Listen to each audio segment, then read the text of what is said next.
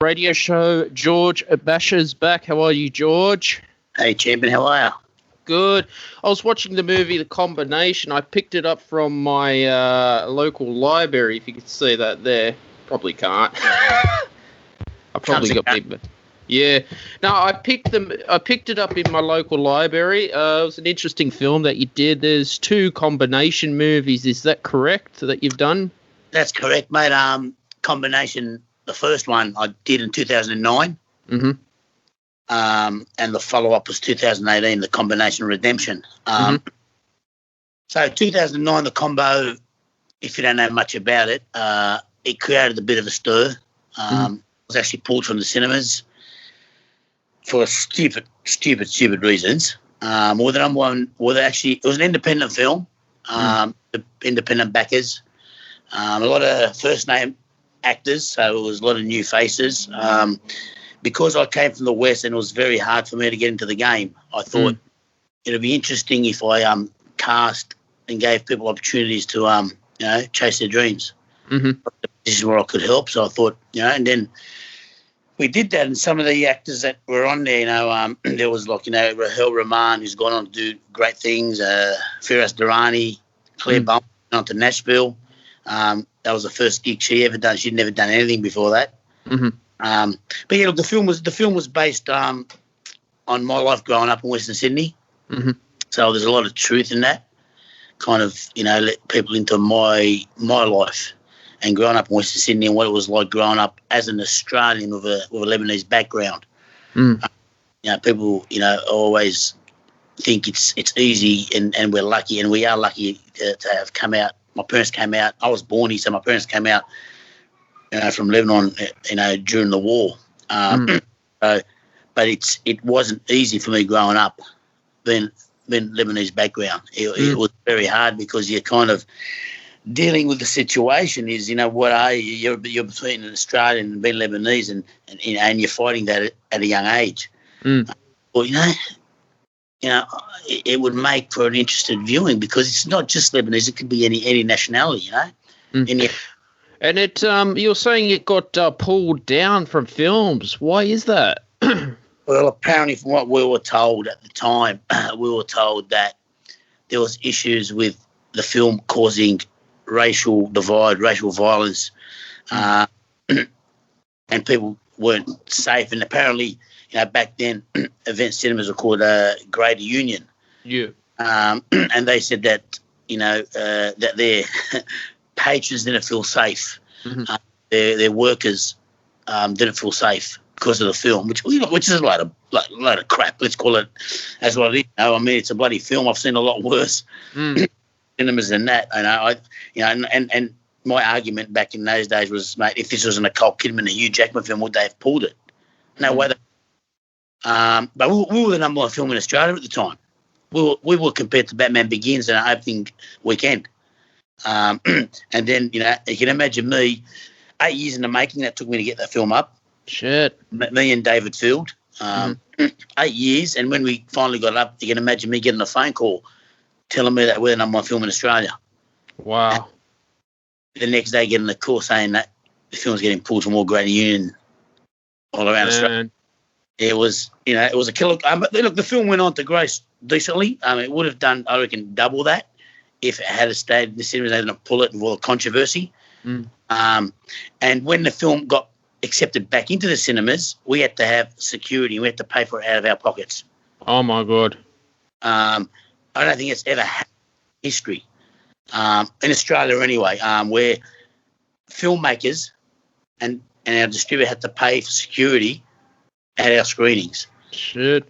Because I picked this up in in the library. I did.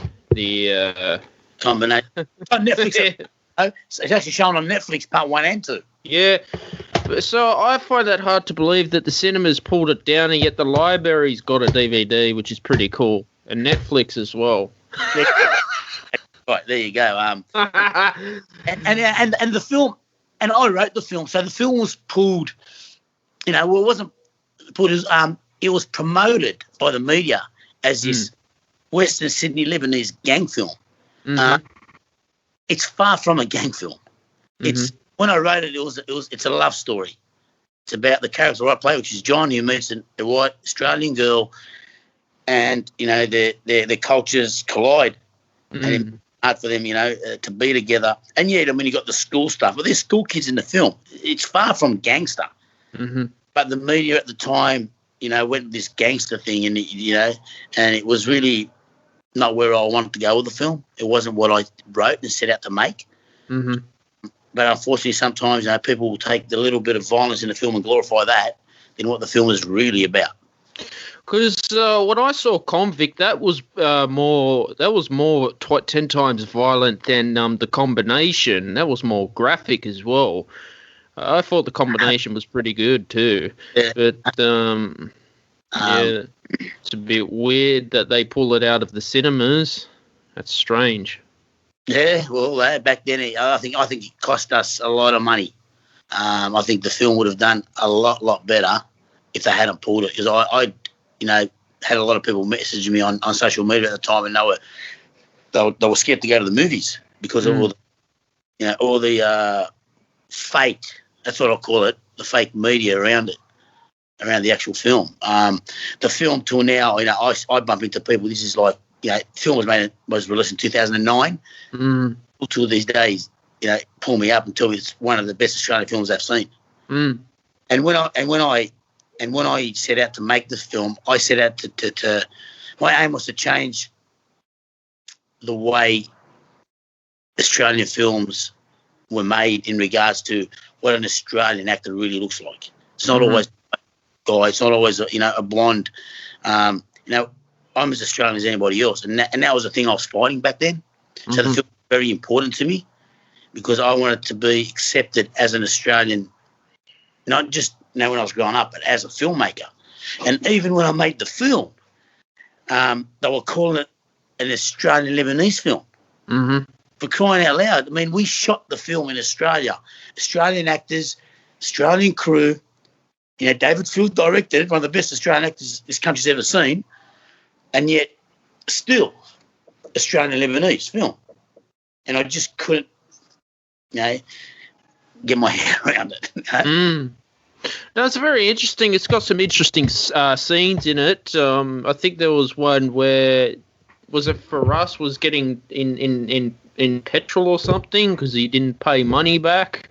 Yeah. And there was this thing, you took money. It gets a bit complicated there. I like the story around it too. A lot of that stuff is based on real stuff. I mean, this is stuff like, the petrol stuff, that's based on a friend of mine years and years ago when I was in my teenagers. He got petrol poured on him and he got lit. So, a lot of the stuff in the Combination, some people might see it and think it might be far-fetched. It's not. A lot of that stuff is something I've experienced personally, or I know someone that's experienced it personally. It's real. Combination 1 is based on my life growing up, in Western Sydney. That's why when a lot of people watch it, especially people from Western Sydney, it's real to them because they know this is the way it was in Western Sydney growing up. And this, was it hard? Like, was that real petrol being poured on him in the film, or what do you guys use on a film set like that stuff? Wouldn't be that serious, mate. No. Yeah. No, mate, it's just water. We colour the water up. Oh, okay. Most of the film, not most, all of my film sets, we never use, even cigarettes, mate. They're not real cigarettes. They're, everything, even the alcohol, everything, it's not real. It's all just cordial or iced tea. We avoid, anything that can be harmful. What about firearms? Do they have to be registered, or they Well, firearms. No, firearms were real. Yeah. As you get, but you need, so we have safety officers and an armourer. Must have armour on set. They control all the firearms to make sure no one touches them. They're used. Safety is first and foremost. So you can't do anything with firearms, mate, unless you've got an armourer and safety on there. Because you've seen Queensland a few years ago. They had done someone went off and gone. So no, you don't. Even knives, mate. You don't muck around. Even if you're using, I know in film, if you're using fake guns, plastic, you need to have an armourer, especially in public areas, because now people see you. Police pull up, told that you're shooting a film. They see a gun, plastic gun, mate, they can pull and shoot you. You know, so, you know, it's not a joke when you're using weapons on film. You got to have the right people, the right licensed people, and it costs, but that's part of the game.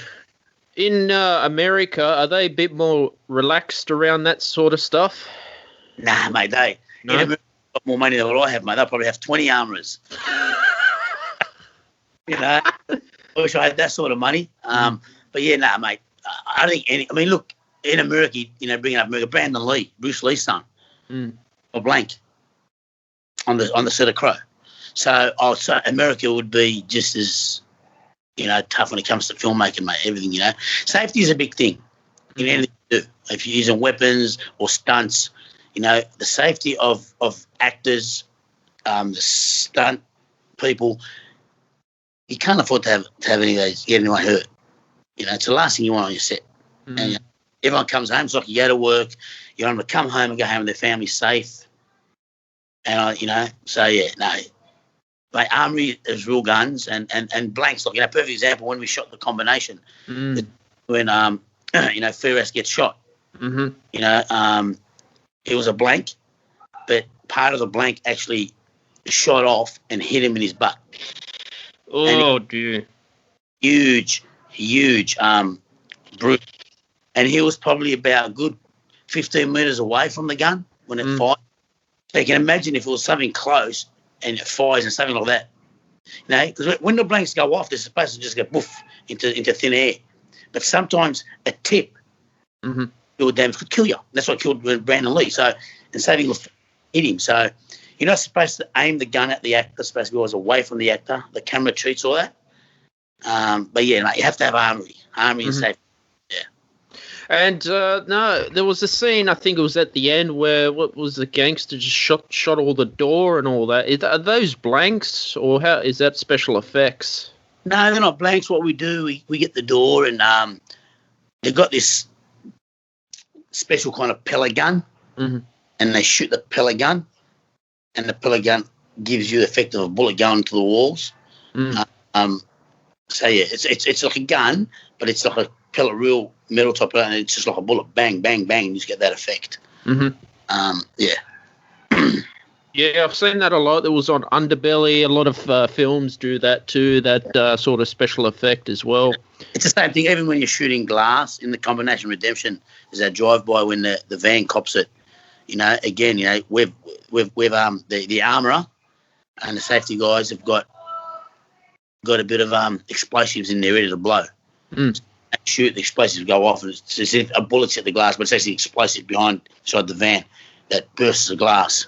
You know, so yeah, so it's all chicks of the trade, mate. It's pretty cool. I noticed you had hair in the combination. Is that you changing style, are you? Yeah, hair in Combination Redemption. I lost a bit, you probably tell. Yeah, I've still got hair, but it's got a bit of bald patch. Then I just thought, and I'm shooting a new film in 2 months. We're in pre-production at the moment, and this is a look I'm going with. A bit more beard, but this is grow a bit of facial hair. But yeah, we're just getting ready for a new film. We're about to start filming. That's so cool. You know, when you're getting the you had a main character in the combination, the parents didn't like your background in it, so there was a bit of tension in that movie too, as well. The one we're talking about, part one, combination. Yeah, part one, the combination. Yep. You're talking about Sydney's parents. Yeah, and there was a scene of the Cronulla riots too in the movie as well. Yeah. Well, the thing with this is, I remember I started writing the combination screenplay in probably 99. So the Cronulla riots had never happened. But my script never changed regarding racism. I'd grown up around it. I copped it all the time. And then when Cronulla riots happened, I had a lot of that stuff in the script prior, except it wasn't Cronulla riots, it was other riots. So when the Cronulla riots happened, we thought, okay. I remember when I gave it to a few people when they read it, I thought, the racism is too much. But when the riots happened, I said to them, is the racism really too much now? No? It was like the script was come to life at Cronulla. So we thought, okay, use the Cronulla riots now in the film. You know, and there's one scene which was one of my favourite scenes in the film is in the gym when Cronulla riots come on the television, and then you've got a room full of the boys in the gym, the boxers, and you've got every nationality possible watching this go down. You had you know, these Aboriginal, Greek, white people all in the same room, and they're watching this TV. And I thought, wow, that's you know, what would be going through their mind? You know, these are guys that love each other. Doesn't matter what nationality they are. Watching that. So for me, the film was never about pointing the finger and saying at any race. It was just about, and you know, you brought up a great point when you say about, you know, Sydney's character and the combination. Her parents don't like me because I'm Lebanese, but the same thing can be said about my mother in the restaurant scene. Is to the other waitress, she's very pretty, but she's not for you. In other words, she's saying she's not for you because she's a white girl. So, you know, it came from both sides in the film, never just from one side. And I think the biggest thing for John, for the character of John, my character, was he was fighting, what is he? Is he Australian or is he Lebanese? Because he's stuck in between these two nationalities. And at the end, we kind of find out, yes, he is Australian. You know? So, you know, that's the hardest thing when you're making films like this. You want to be careful because you're not trying to single out anything. It's never my intention to single out anyone.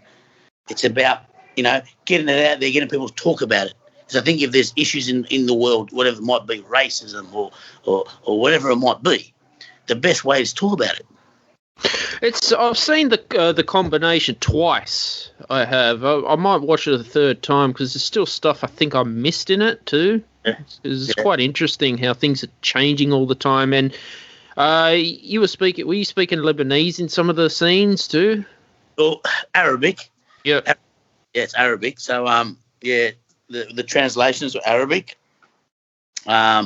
We just thought that was how I grew up. I grew up at home. My parents migrated to this country, mate. They were in the early 70s, probably in 71, 70, 71. So my parents came and they couldn't speak English. So my dad had to go to TAFE and learn English. My mum had never been to school, even in Lebanon. She doesn't know how to read and write Arabic or English. So when I grew up in my household, they'll speak to me in Arabic because they never knew how to speak English. So I had to speak Arabic back. That's the way, you know, I grew up. I based the combination on my household, and that's how it was. I spoke English with my brothers and my sister, but when my parents, you know, my dad would sometimes speak English, very broken, but he'd prefer the Arabic. But my mum didn't know how to speak English. I would speak in Arabic with her. Like now, for example, I'm married with kids. My kids don't speak Arabic. They speak English to me, vice versa. But so the combination was based on my life and how I grew up, and I wanted it to be real because a lot of migrants around my age and in that era grew up speaking either Greek, Italian, Arabic, Chinese, whatever it might have been, because their parents migrated to an English-speaking country, and most of them, I would say probably 90% of them couldn't speak English. So that was your... That. Yeah, look, I know a lot of people. Australia had a lot of racism back in those days too. And what you were saying, so all this happened in Western Sydney, did it, George? Yeah, mate, Western Sydney. Shit. That's all I can talk about, mate. Western Sydney. I've grown up born in Para area all my life, so I know the area pretty well. So I've grown up with, you know, I've got mates that have done time, you know, mates that are still in jail. And they weren't bad people, mate. They just weren't educated enough, you know. You know, sometimes, and that's the thing about the combination. Another thing that I really want to send out was a message to the young kids that think, you know, getting involved in any sort of criminal activity, stealing or anything, whatever it might be, gangs, whatever. You know, you don't get a chance. You know, you can have one stuff up in life, mate, and you're done. No second chances. And I learned that a lot through a lot of good friends of mine, you know, that I grew up, that are really good people. And then they just made one choice in life or went to one place with the wrong person in life, mate, and their life was never the same. That's why I don't want to ruin it for viewers, but as you know, in the film, there are people that die, there are people that make those bad choices, and there's consequences for those choices. So that's why a lot of people ask me, why did he have to do this to the character? Why did he have to do that? As I said, that's how I grew up. I grew up with great people like that made bad choices, and someone's got to pay the price. So you wrote this on a true story. It sounds like a true story. Based on a true story. I mean, at the end of the day, it's still a film, but most of the stuff that hits home, is based on truth.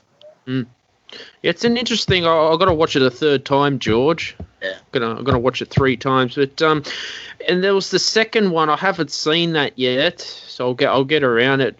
Got to get onto it like that. Yeah, but it's like when we last spoke, we spoke about convict, and you were saying like one stuff up in life too, and your character was an army veteran. Yeah, but that's what life's about. Life's about choices, man.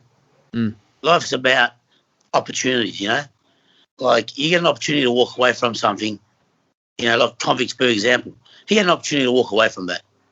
He gets out of the car and his fiancée tells him, stay in the car. He stays in the car.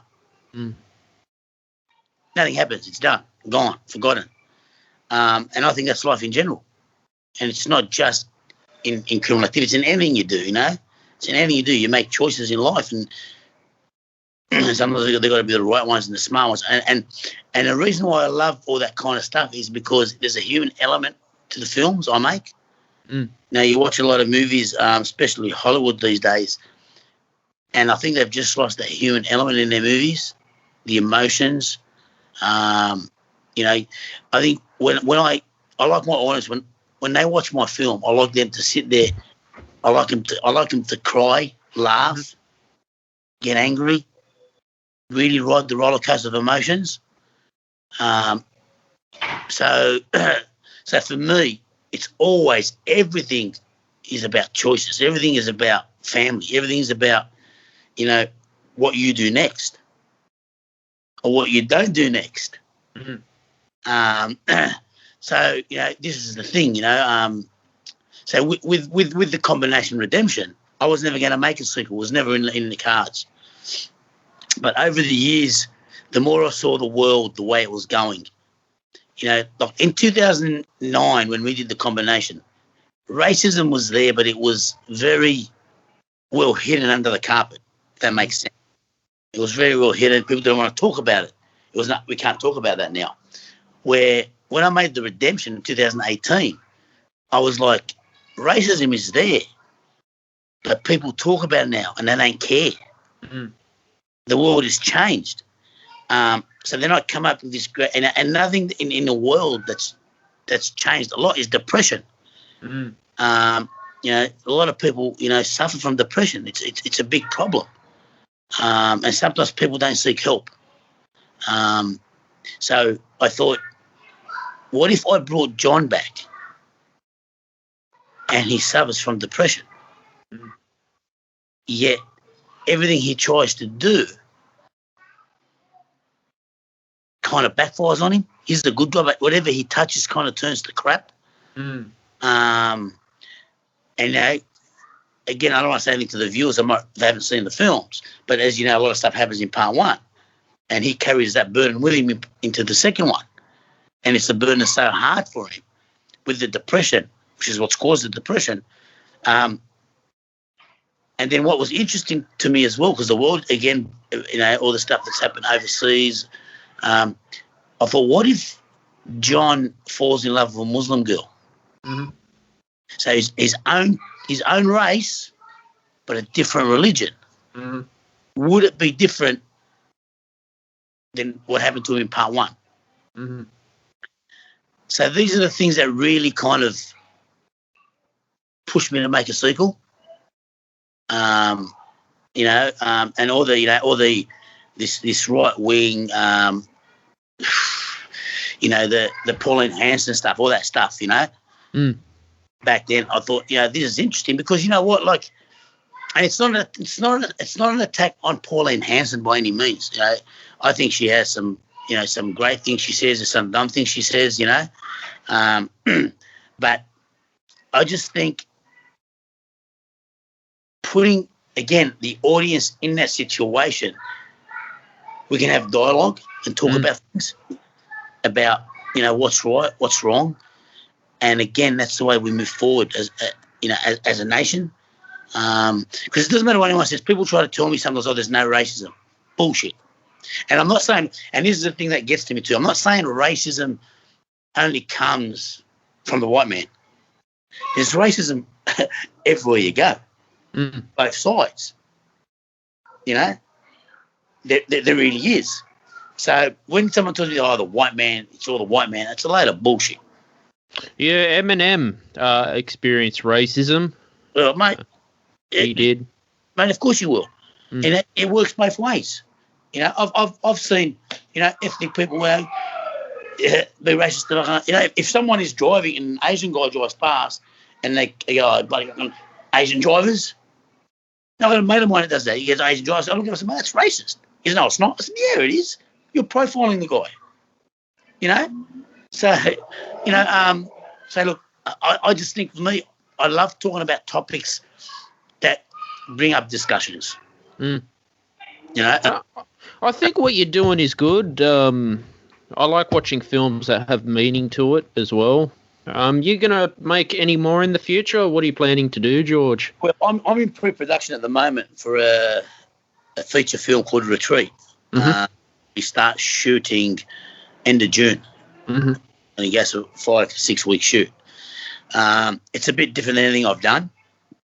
I play an ex-soldier who married 2 kids, and he takes his kids out to a cabin that they own, family owns, passed on by generations. He comes from a family of soldiers, and they go out into this bushland with his kids who are city kids, never been out of the bush, and they stumble across things they shouldn't have. And before you know it, mercenaries are there and they want their stuff back. And, so he's got to fight his way out for his family. He's got to use his military skills to get out of the situation. So it's a bit different than anything I've done, which is exciting. So we'll see how that goes. So is this movie going to be in cinemas, or is it going to be like on Netflix and Amazon Prime? At the moment, what I do is I haven't kind of made a decision.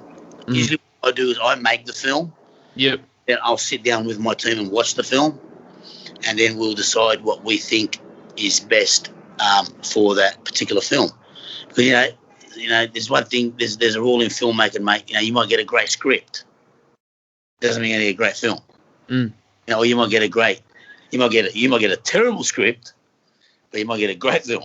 So what I do is once we shoot it, we put it together, we finish it, me and my team will sit in the cinema, we'll screen the film, maybe once or maybe twice, and then we'll make a decision to think, where we go with the film. And we go from there. Either way, it doesn't bother me, mate. I mean, I'm more than happy to go straight to streaming. I think cinema is kind of on the nose. It's getting too expensive for families to go to the movies. These days people go to the movies. If you take your family, you're spending nearly a couple of $100 to go watch a film, pop drinks and all that. For $200, probably less, you have Netflix for the whole year. So, now, because the cinemas sort of banned your movie, The Combination, how did Netflix approve it? Because that's quite interesting. Well, because what happened after they banned it, after we had some meetings, and there's a lot of meetings involved, and we spoke to some lawyers, Greater Union actually ended up putting the film back on. So they took the film out for a few days, and after intense negotiations, they put it back on. But the damage was already done. So, because, they knew that they'd made a mistake. It's not a filmmaker's job to make their employees to feel safe. That's ridiculous. That's their job. So, but anyway, that happened. We made, Convict after The Combination, and that got theatrical release. And then we did The Combination Redemption, and we had 52 screens around the country for it. Mm-hmm. So, and event cinemas took it. So, that's water under the bridge, mate. That was, back in 2009. Times have changed. But look, I mean, theatrical at the moment, if you look at, it's just, I'm not sure that's the way a lot of movies are going to be going anymore. There may be the big $100 million productions, Hollywood blockbusters will. But I think, but I'll make a decision. I mean, if the film is worthy of theatrical, then we'll talk about it. So, we'll see what happens. I don't jump the gun. I like to make a film, have a look at it, and go from there. So, I mean, I've got a good team. I've got the same team that did the combo with me. Mm-hmm. So, we're excited. We're excited for this. No, I look forward to watching it. Yeah, I like your work, what you're doing. It's good. It's entertaining. Yeah, thank you, mate. You should watch The Redemption. I think you'll really dig it. Yeah, I've got to get my hands on that. Are you planning to put the combination on Amazon Prime, or do you just sticking to Netflix with that? Well, at the moment, it's on Netflix. Once the contract runs down with them, we'll see what they want to do, if they want to renew or whatever, and then if not, we'll go from there. We'll go from there. But if you're after The Redemption's on Netflix as well. Mm-hmm. So you can get on that if you want. But look, I never say never to anything. So the film can pop up on any platform. Whoever kind of pays and wants it, we're happy to go there. How do you feel about streaming your movies? Because I'm a musician and it's all streaming, but when you got a DVD, hard copy, what's the difference in your opinion? Look, DVDs, for me, DVDs are for people that want to collect movies. Yep. Look, I'm a DVD collector, so I've got a lot of great films on DVD. So streaming these days, I know people that just buy it off streaming on Apple, for example. Combination one, I know a lot of people that bought it off Apple, Microsoft, and they've got it.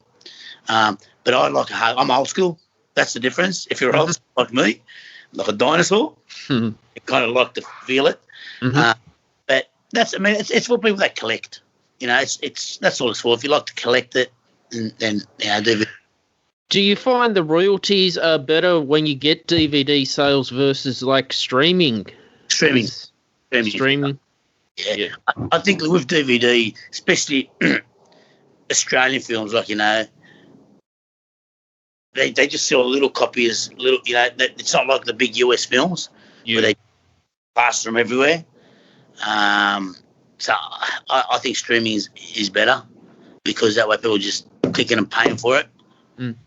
See, in the music, because musicians that I've spoken to hate it. They prefer you to buy the vinyl or the CD or purchase it as a download because they're losing money.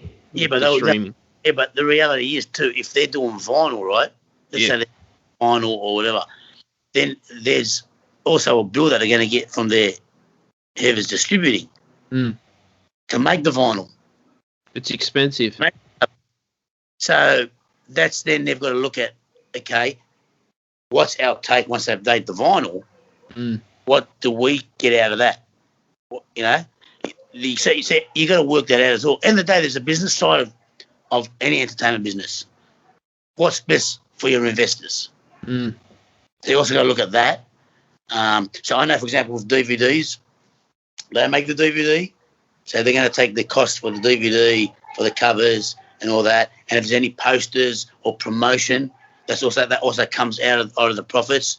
So they want to take a certain amount of sales before you see $1. Sense? Where if you go to straight, for example, if I go straight to streaming for my movie, then I'm making a cut of that movie straight off the bat. The reason why I asked you, do Netflix pay you properly? Mate, Netflix pay decently. Yep. I say it was great. They paid decently. But I think if you go to Netflix and you give them a Netflix original and first to show it, you'd get good money. And look, if you're a big name, again, if you're an A-lister, I'm pretty sure, if you're a Russell Crowe or Chris Hemsworth, they're going to pay big dollars for them. And I'm not an A-lister, unfortunately, but I've got to admit, I was happy with what we got for the combination. No, that's good. At least you got value for your work. Yeah. Some of the streaming companies are ripping people off too. And that's what you got to be careful of. That's the thing. Sometimes the filmmakers got to also know their worth, mate. So there's the problem. A lot of filmmakers out there, they're just happy to get their film on Netflix. It doesn't matter for how much it is. But, mate, there's plenty of ways you can get your film out there. You know, because at the end of the day, you've got people that have invested in your film. You know, you got to try your best to get them at least their money back, and then try to make them some sort of profit. You know, I know filmmakers that forewall their own movies, and they make a good dollar. I did a bit of that with Convict. When we couldn't get Parramatta for whatever reason. They want to give us Parramatta cinemas, and I've got a huge following in Western Sydney.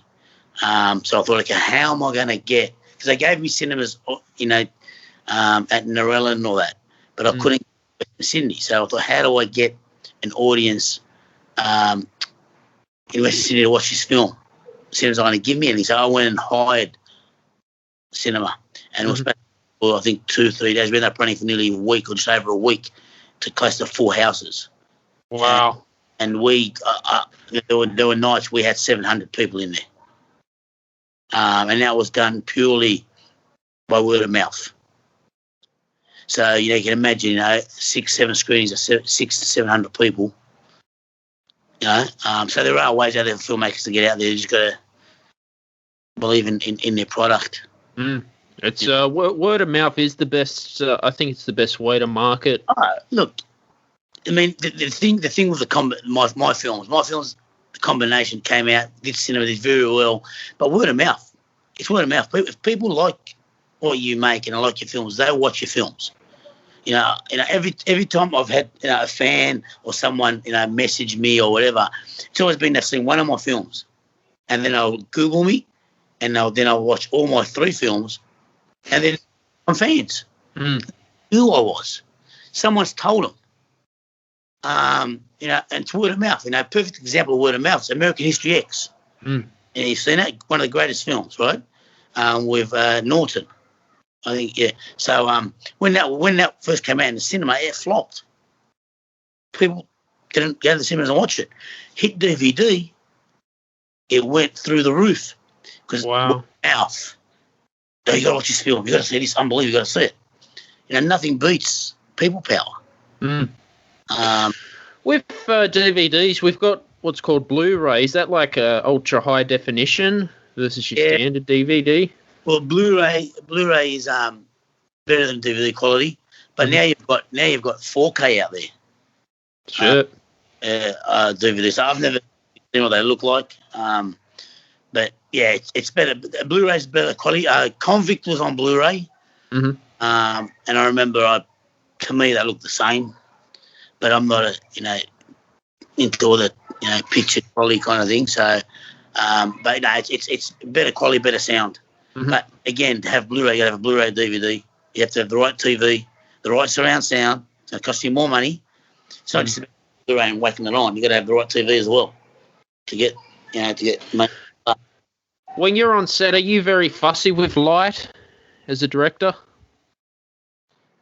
I'm very fussy with lighting. Is a big part of your film. What your scene is going to look like. So yeah, I am very fussy. But luckily I've got a very good DOP who's also more fussier than I am. I'm fussy with even with sound. A lot of filmmakers, especially in the US, don't really give a shit about sound. They go back in, they do ADR.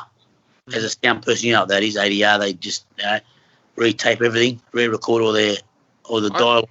I haven't heard of ADR, but that's an interesting one. You know what ADR is? I'm talking to you right now. If I was in a scene, the sound doesn't pick up my sound too well, or there's some noise in the background that I can't get rid of, or it's not clear.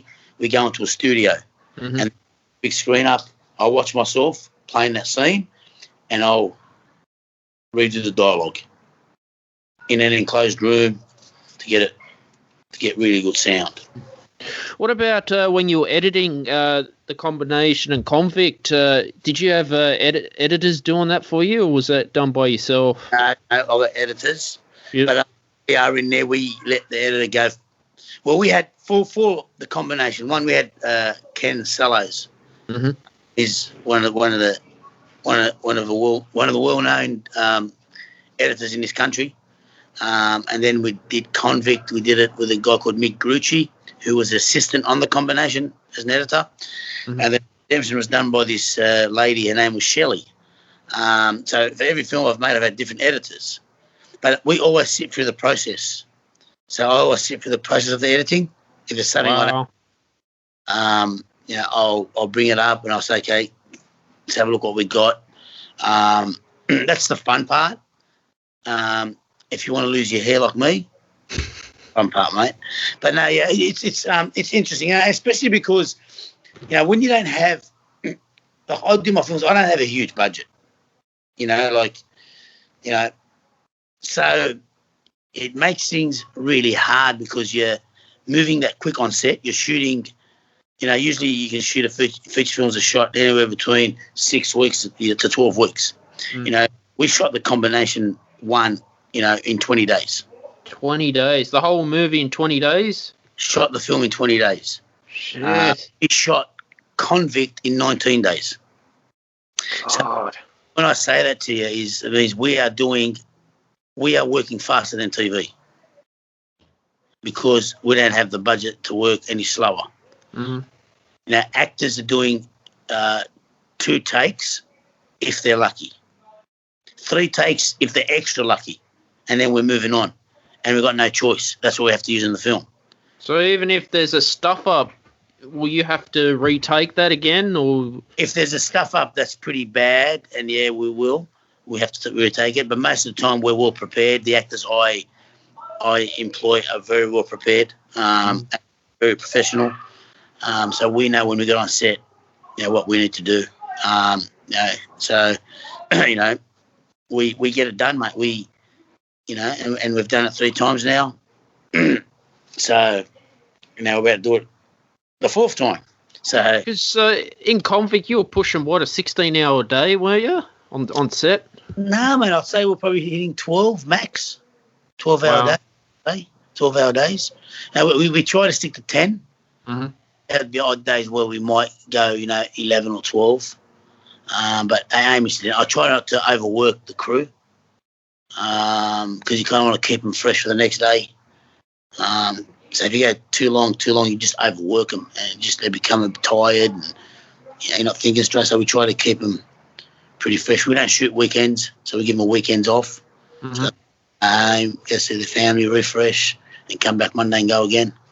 So if you were in Hollywood, would they be shooting a 12, 16-hour day? Mate, if I was in Hollywood, I'd have a lot more money, and I'd be shooting probably 10-hour days, mate. I wouldn't have 12-hour days. I'd have a lot more money. I'd be shooting, for example, the combination, I'll shoot that over 10 weeks. Mm-hmm. So you can imagine what I'll do with that sort of money. You're talking straight away, different, more cameras. You're talking more, equipment, more lighting. Mm-hmm. The shots you'd get will be unbelievable. So yeah, I mean, it's a whole different ball game. So to me, I laugh when people try to compare, independent, especially Australian films to the Hollywood films. Mate, let them do what we do. Mm. Let them do. They're doing. These Hollywood films are doing something like 20, 30 takes on one scene. Jesus Christ. It's and that's why Australians are so good overseas in Hollywood, because we've always worked on a smaller budget than what they work on, and we don't on the mess around. We get in there, we kick its ass, and we move on. So when we go to Hollywood, they're like, these guys really work.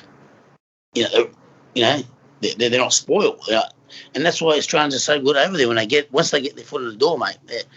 Because that's how we all are. Because I know in Hollywood they spend hours putting makeup on the actors too. But it's all money, mate. If you got money, you can do whatever you want. Mate, now in Hollywood, they're shooting the film, and they're at the same time while as soon as they've shot that scene, they're editing it on set. So it's a different ball game. It's you're talking about Everything, most of the stuff in Hollywood now is all green screened. So yeah, it's a different ball game, mate. Different money. You're talking if you're doing now at the moment in Hollywood, a $40 million film is considered, not high budget in Hollywood at the moment. That's probably, mid-budget, low budget. You're talking $40 million. I mean, in Australia, if you shoot a film for $4 million, that's considered a high budget. $4 million. That's a lot of money. Yeah, it's a lot of money, but depending what you're trying to make, it's not a lot of money. Depending who you want to cast, it's not a lot of money. If I was going to go out and cast Hugh Jackman, that $4 million probably go down to $3 million. Maybe it might go down to $2 million. You might want $2 million for the role. So then you got $2 million to make the film. So is it really a lot of money? You know what I'm saying? So that's why in the US, when they're going $40-50 million productions, they're hiring, 2-3 A-list actors. They will take, $10 to $15 million of that money, and they've still got a hell of a lot of money to make the film. When you edit your films, what software are you using? Adobe or Final Cut? Nah, we're using. I've gone blank. DaVinci Resolve. Yeah. Yeah, that's complicated to use. It is, but once you know how to use it, it's actually easy to use. It's like riding a bike. Once you're on it, you know how to use it. But the good thing about DaVinci is you also engrave off them as well. But yeah, look, I mean, every editor, I don't tell the editor what to use anyway. It doesn't bother me. I don't sit there and I don't do the editing myself. I just sit there and I tell them what I want. They do everything. So I wouldn't know how to use any of them. But I know what we used on the last one was DaVinci. And I know on this one we're using DaVinci as well. No, because I've used Final Cut Pro. That's industry standard. You got Adobe as well, but DaVinci Resolve, my editor at the moment used to use Final Cut Pro, and he swore by it. He didn't want to use DaVinci, and I was like, mate, just get it, try it, He's had it for about 7-8 months now, and he swears by it now. He loves it. He goes, mate, he knows how to use it, and he's really good at it. It took it the first couple of months, he hated it. So we shot this short film, and he used DaVinci, and he loved it, and he graded it with DaVinci as well. And yeah, he swears by it. Mate, look, it's like anything, I mean, it doesn't really bother me. I think, to me, whatever the editor's comfortable with. It's, for example, my DOP. I'll go in, we'll sit down. I know what camera he's comfortable with. And then he makes a decision. Because he's going to shoot it. Then if I like that camera and we both agree to it, perfect. Let's do it. We'll use that. Because there's so many different cameras out there, George. Everything. I mean, can you actually shoot a good quality movie on an iPhone these days, or you prefer a camera, proper camera? People have shot them on Canon. Now the Canon cameras. Yeah. Film that look unbelievable. I shot the combination on the Red Part 1. Yeah. The Convict and Combination Redemption was shot on the Alexa. This new one was shooting on a Sony. So, mate, these days cameras, you can shoot it on anything, mate. Honestly, like, if you get your lighting right, you got the right, cookies or lenses, it'll look amazing. Cameras these days, they all come now, in 4K. It's what you're after. But so the only difference with cameras is, like, for example, the Alexa is really good in post. So if you shoot stuff, you can play around with the picture in post. And then you've got other cameras that shoot really good at nights. Especially with lights and all that.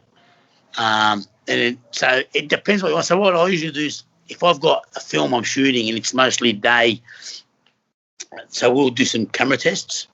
We'll have 3 or 4 cameras that we think we want to use, and we'll take those cameras out and we'll test them. And we'll shoot footage, and then we'll have a look at the footage, and we'll see what we think works best, and we'll make a decision. So it's all personal preference by the sounds of it. It depends on the project too. Sometimes sometimes a camera can be better. If you're doing a lot of nice stuff, a certain camera will be better than other certain cameras. Mm. So, and sometimes you can get a DOP. Most DOPs have preferences because they use cameras. They're usually good at what cameras they use, and they know the camera inside out. Mm-hmm. And like now, people are moving to drones now. You remember the old days of helicopters? Have you started looking at drones? Yeah, your work. We're using some drone shots in this new film that we're shooting. You got to have a license for it. No one can fly a drone. My DOP is licensed, so yeah. Drones are good. So there's still laws around them though. Mm. But look, drones are good for establishing shots. I still like the camera down on the floor or right up there. I like actors doing their thing. Drones are nice to give you that nice, beautiful landscape. Mm. Give the viewer an idea of the landscape. But when it comes to the kind of filmmaking, I like the actors doing the work. I think it's acting. It's actor driven. That's how I like it. Mm.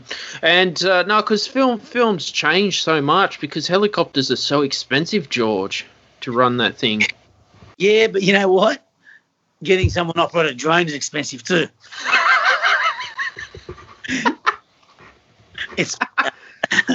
But yeah, look, it's changed a lot. Everything you do, even with the Ronins, these days you can get a Ronin, you can put a camera on there and you can run and the thing won't shake. Mm. So technology is changing all the time. Every year something comes out. Every year there's a new camera. Mm. Every year some new gadget comes out that you can use in filmmaking. So, and it's not going to stop anytime soon. Technology is always changing, always advancing. Mm. And it's made it easier for filmmakers go out like me to be able to go out and make films because you're not having to go out and get, the real expensive stuff, which mind you I did on the last 3 projects. The Alexa is one of the best cameras going around. So I'm a big believer, put all your money in production and get it on the screen. But yeah, mate, I got a friend of mine who just shot on a $7,000. He went and bought a $7,000 camera, a Blackmagic, and he shot a film, and it looks amazing. See some of that, it looks amazing. I wouldn't know what kind of camera it was that was shot on, but looking at the pictures. So Yeah, it's changing all the time. It's amazing what's coming out too every year. Yeah. You got to stay on top of it. You got to stay on top of it all the time. You got to learn. What about GoPros? Are you looking at using any GoPros in the future? We might in this new film because there's some water scenes in it. Mm-hmm. Actually, there's a big fight scene in water. So we might look at using it GoPro in that. So again, I'll sit down with my DOP and we discuss it and we think, what do we want to use? Which are we going to go with it? So in the Convict, you did when we last spoke, you were doing all your own stunts and you hurt your ankle. Is that correct? Convict, I hurt more than my ankle. I hurt hurt my back, hurt my lower back. There's a scene where they picked me up in that wood shop and they smashed me on that table. I don't know if you remember it. Mm. They just picked me up and they slammed me.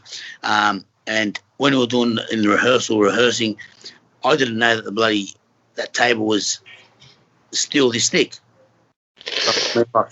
I never knew. So the first time they picked me up and we were filming and they've just slammed me really hard. Mate, when your body kind of hits and you just feel like your bones have just stopped there but your body's kind of shaking. Right? And we had to do that like 5 times. Oh, gee. All the actors. Because the last thing I wanted, because it was a close shot, real close up on them, is I didn't want them to take it easy on me. Mm.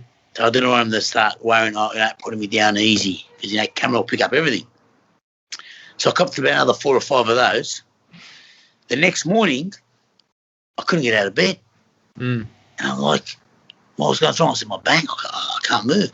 And I had to be on set, in 2 hours. And we're doing another big fight scene. And I was like, I think the production's going to stop. So then my wife helped me get out of the bed. She filled up the bath, hot water, sat in hot water for a bit. Kind of started feeling the muscles come back in, Mm. So I thought, okay, got out, showered, went outside to the backyard, grabbed my skipping rope, did a bit of skipping, bit of spot. Felt good. Went to set, continued filming. So you didn't go take any painkillers? Nah. I don't take any of that stuff, mate. Part of making films like I do, the films I make, there's action in it. Drama with action, and you've got to take some hits. Because Richard Green, he had pneumonia, didn't he? Yeah. I think we all did, mate. We were doing our shower scenes, and it was in the middle of winter in Parramatta Jail, and it was cold water coming out of the shower heads. We didn't have any hot water, and we were freezing. If you look carefully, I'm going to see, you can see my nipple was that hard because I was freezing. So what they had for us was they had big buckets of hot water. So as soon as they called cut, we'll jump into the hot water and have blankets put over us because we were like, oh my God. So yeah, mate, it was he copped it pretty bad, Richie. Copped it pretty bad. Yeah. Oh my God. Because most actors, they got their own stuntmen that do all that stuff. Yeah. Again, mate. And again, too, you know what? I prefer to do my own stunts. New film about the makers. This film's full of action. I'm going to do all my own stunts, and I know I'm going to cop a few. I know I'm going to. Are you a trained stuntman, or are you just doing it? Mate, I'm not a trained. I used to do a lot of fighting when I was younger. So I've done boxing, martial arts, kung fu. I've done it all. So I kind of know how to fall, how to do all that stuff. So I'm not licensed, but I do my own. But we have safety officers on set and stunt guys on set that look over everything. I always have, me and the stunt guys always like, no, mate, you can't do that. I'm going to do it. No, you can't. I make it happen. I'm going to do it. So let's train to do it. You're crazy. But I mean, this is the thing. If it's like, if you're shooting a fight scene, you got to be willing to take a hit because you know what's going to happen. You're going to accidentally get hit. You're throwing that many punches. When you watch The Redemption, there's a big boxing scene in it. Were you really actually boxing hard in that scene? Yeah, mate. I copped a black eye. You were boxing. Shit. Action 1. That guy's name is Tony Weeby. He's an ex-professional boxer. So this guy was the real deal, and he caught me with I think it was a jab, a really good jab, and my eye, I couldn't see out of it anymore. It blew up, and I remember David Field directed. He was going off, saying, "I don't care what you got to do, get his eye down. His eye's got to go down." It was starting to pop right up. I couldn't see out of it. So we had a nurse, and she was just massaging the eye to bring it down, because that was only the 3rd or 4th day of the shoot. Oh, good. Because, the film isn't shot in order. So if you look carefully through the combination, there are scenes. I've got makeup. I had a black eye for 2 weeks of that shoot. They had to cover my black eye with makeup. In the combination Redemption, I do have this fight scene with George Kambosos Jr. He's fighting for the title in a few weeks. He is the real deal. And he caught me with a hit. And I've seen it coming, mind you, but I knew the camera was right there.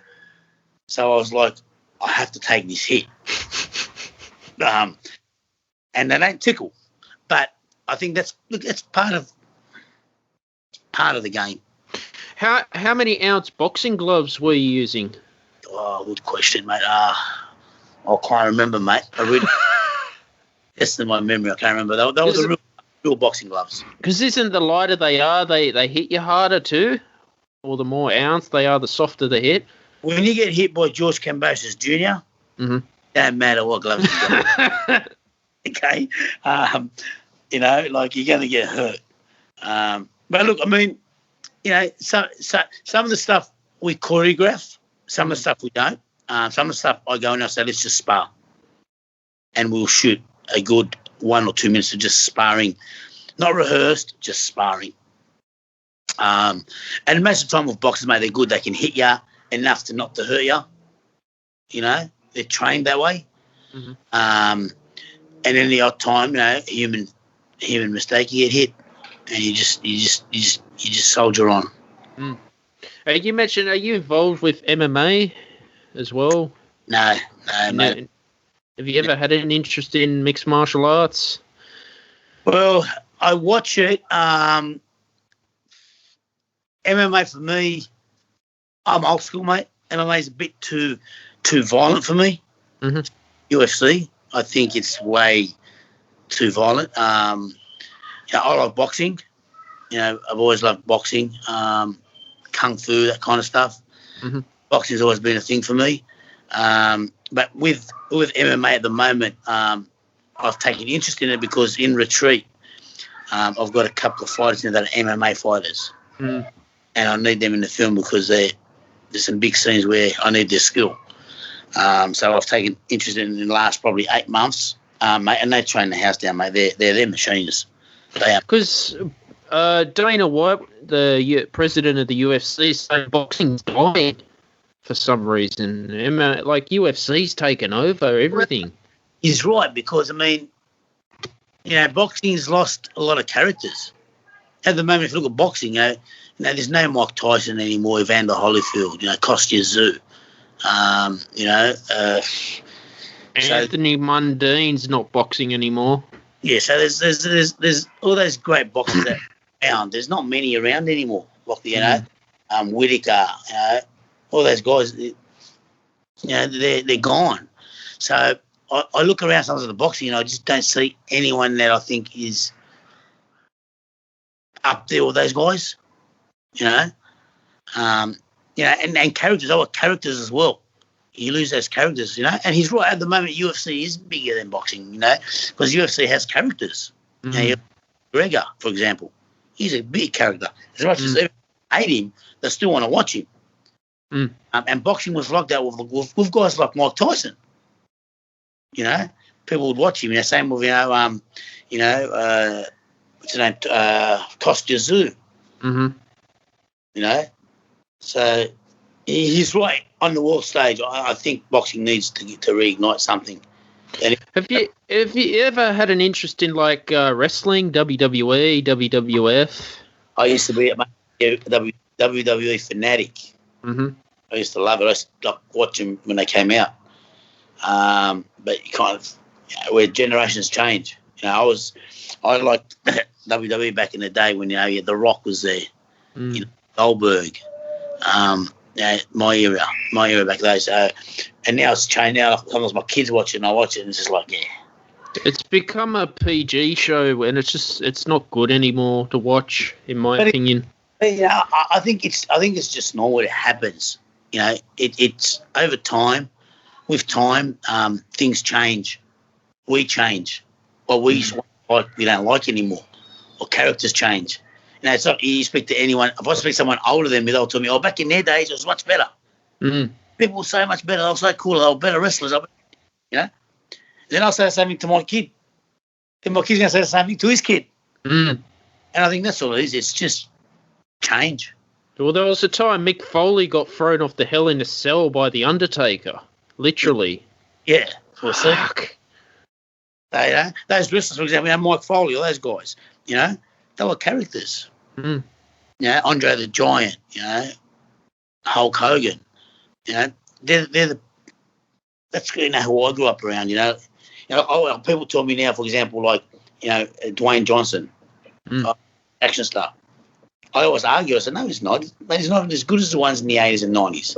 Stallone and Schwarzenegger, And the new generation said, no, you know, that's evolution.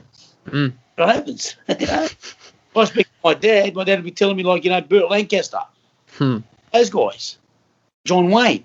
So that's just the way it is. Yeah, George, thanks for coming on the show today. Really appreciate it. Where can people find you on social media?